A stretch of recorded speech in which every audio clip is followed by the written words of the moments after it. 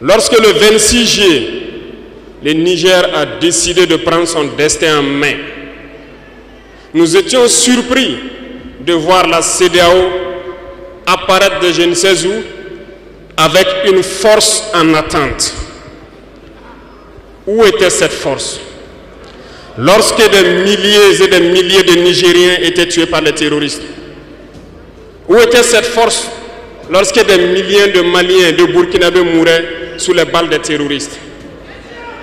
Ils ont dit que par la force, ils allaient déloger donc les vaillants fils du Niger qui ont pris le destin en main du pays.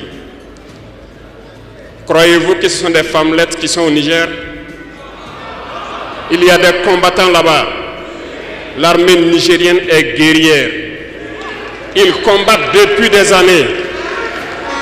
Ce n'est pas une armée de défilé ou une armée de maintien de paix. Et les armées de l'AES ont décidé de s'unir. Nous attendons cette force en attente.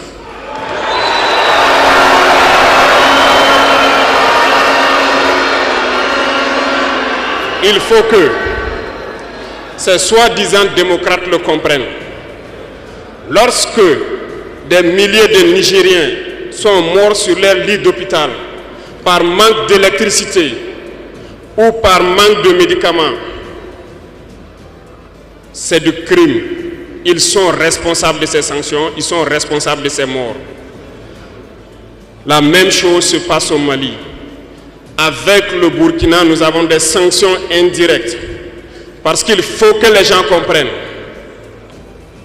Lorsqu'ils partent prennent leurs consignes de l'autre côté, ils viennent, ils font tout pour l'appliquer. C'est honteux. Certains ont décidé de ne pas fournir l'électricité à nos pays. Ce n'est pas gratuit, nous payons.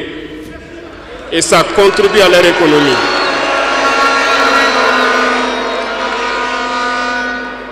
Ils ont essayé de faire souffrir le Mali.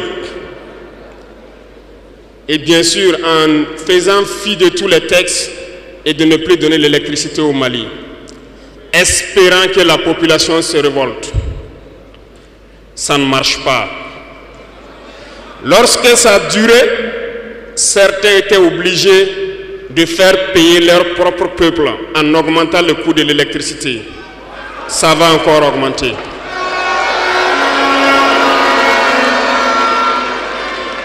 Cela nous donne plusieurs leçons.